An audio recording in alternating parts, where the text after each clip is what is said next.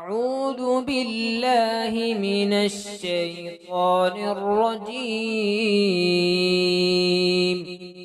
بسم الله الرحمن الرحيم.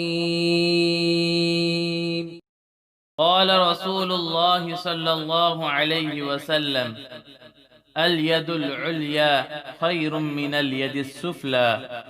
رواه البخاري. The Messenger of Allah subhanahu wa ta'ala said, the upper giving hand is better than lower taking hand. It was related by Bukhari.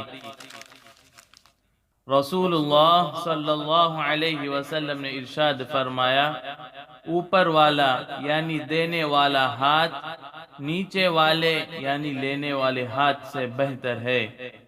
इस हदीस को बुखारी में नकल किया गया है।